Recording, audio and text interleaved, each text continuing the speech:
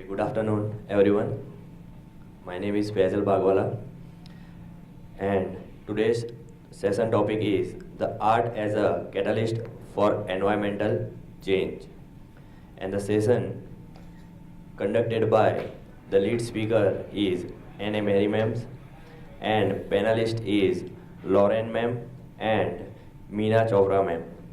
Now, without taking much time, I would like to invite Anne Mary Ma'am to please come and present her topic with us.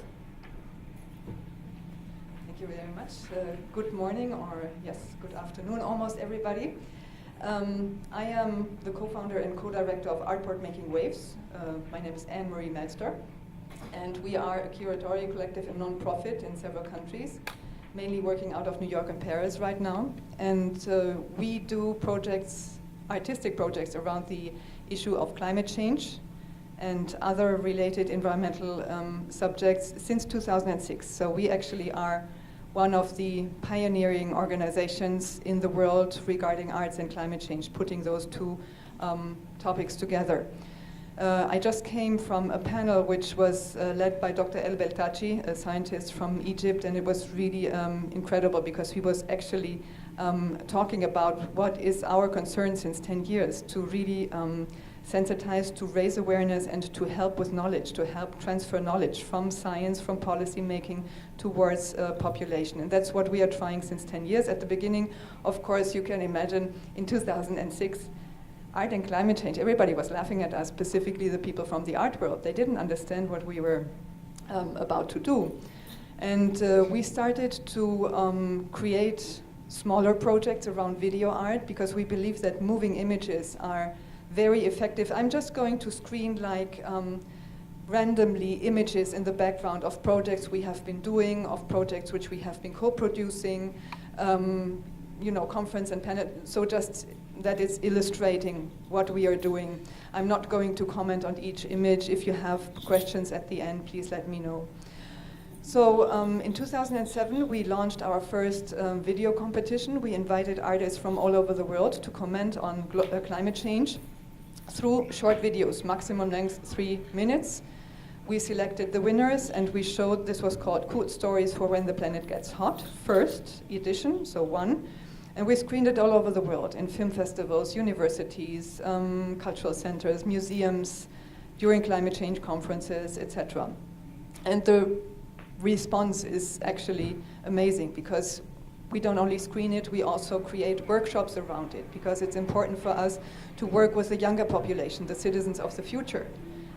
Because they are like sponges. They are changing something. They are questioning. We adults are living in our comfort zone, but the kids, they are actually very open and very creative with proposals for solutions. In 2009, we did the second edition of Cool Stories, 11 the third edition, everything always related with a specific subject. And the last one is Cool Stories 4, which we produced in 2014. It's about food and food production. Then in 2009, we were invited by several United Nations related organizations to curate an exhibition around women and climate change, gender and climate change, for COP15, which was the UN Climate Change Conference in Copenhagen in 2009, which we then traveled to Mexico, exhibiting it in 3 different museums there, then to Los Angeles in collaboration with the Swiss government, talking about how women are mostly affected by climate change and its effects. And it was amazing. It was specifically the Global Gender and Climate Alliance, an association of organizations within the United Nations framework dedicated to women's issues, which wanted to use their marketing money to show their new association and what they are doing in Copenhagen during COP15. And they were actually not expecting what we were then doing, to really create a contemporary art exhibition with socially engaged artists from all over the world who were talking about those topics. And not only women artists, because people were asking, okay, women in climate change, that means you're going to show the works of women artists. I said, no, men are working on this topic as well. So we had more or less 50-50 and really artists from all over the world. And then we are doing, so this was video production, exhibition production. We are also co-producing films. We have been co-producing the film Yu Yu by a French Beninese artist, Mark Johnson, about a beekeeper in Chongqing, China. which we screened as a premiere at Berlinale, in Europe, one of the most important film festivals. It was just screened in Sundance, in Salt Lake City in January, and all over the world again, like I think more than 30 film festivals. So our projects are really touring the world. And we did an exhibition in Mexico for Cinema Planeta around the idea of Jacques Cousteau, the big underwater explorer, around the idea of the conservation of the oceans and how important the conservation of the oceans is for us, for humankind, and for the balance in nature in general. It was called In Dialogue with the Ocean. And we have been working there specifically in Cuernavaca, which is a city 80 kilometers south of Mexico. It's called the City of Eternal Spring. Beautiful city, how do you say that, magnificent nature around.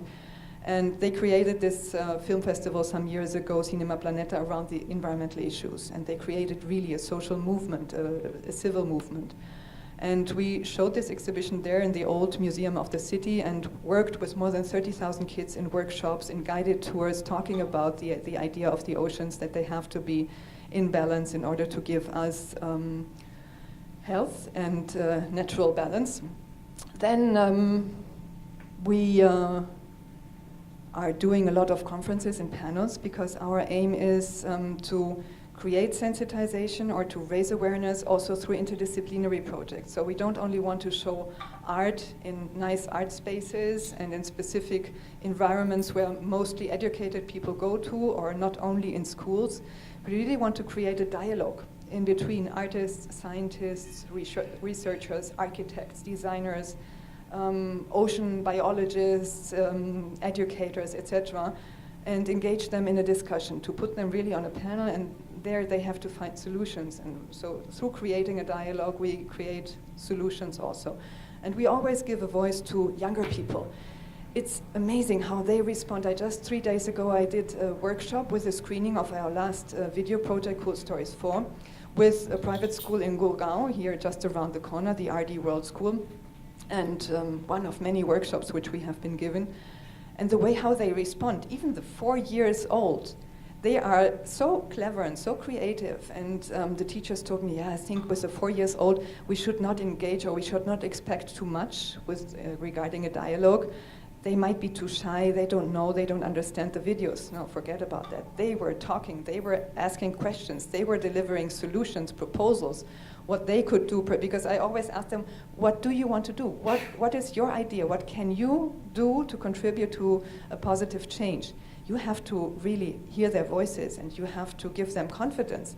And it's just, it's so rewarding. It's much more rewarding than creating a beautiful exhibition in a museum where you put it for 6 weeks and you hear the feedback of the visitors, but you really never really engage in a dialogue with them.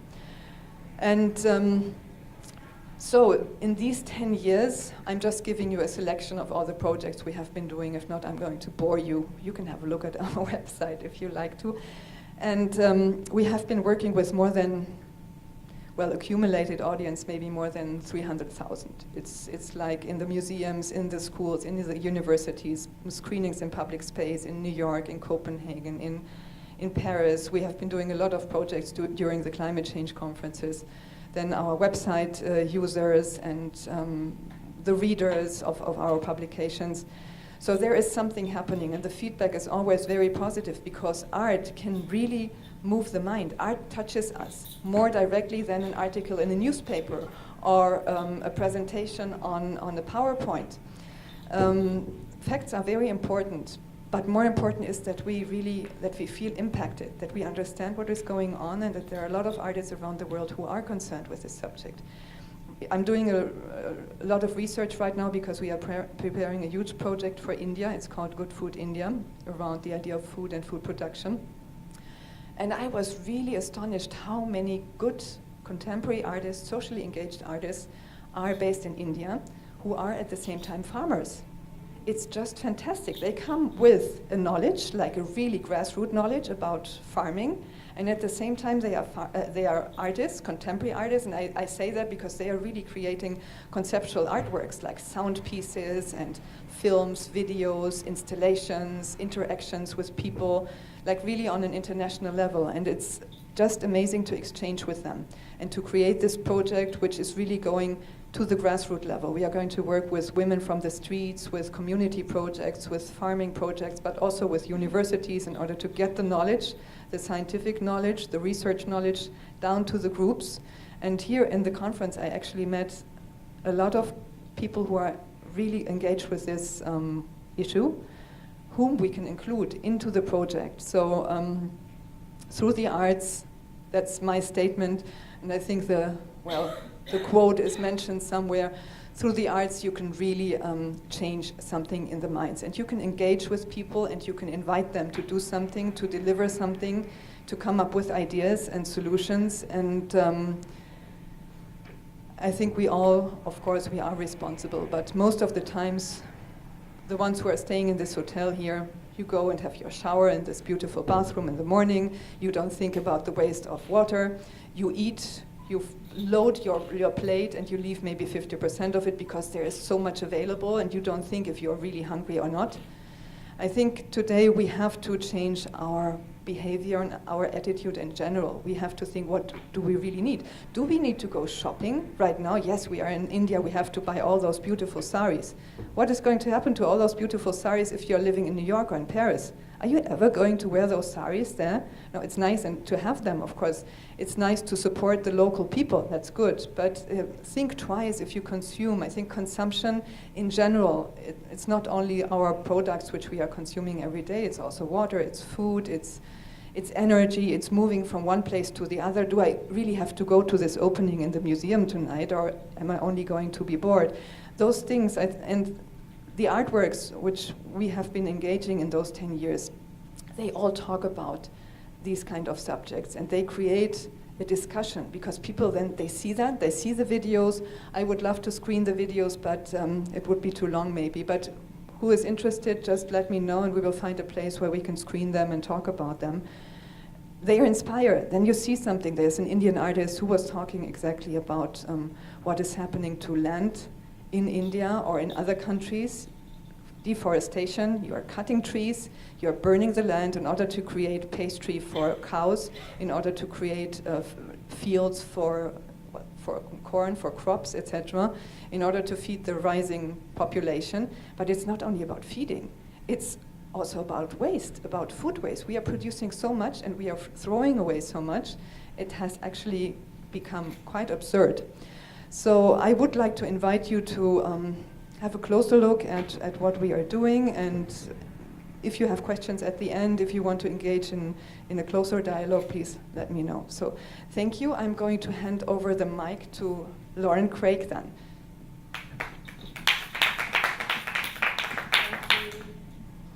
Namaste. Good afternoon, everyone. Thank you so much for coming. I wanted today to share a little bit of a journey with you, really. I'm really honoured to be given an award here for work over a decade. So I wanted to start with the beginning. So 2003, I started thinking in flowers. I was in my third career, really, and my second organisation. I was 21, and I was basically pretty much disillusioned with society and disillusioned with the way that we treat each other and we treat the planet. Is it possible to have that on a roll, on repeat? Oh, it's changing. Wonderful. So these were the first ideas I put together.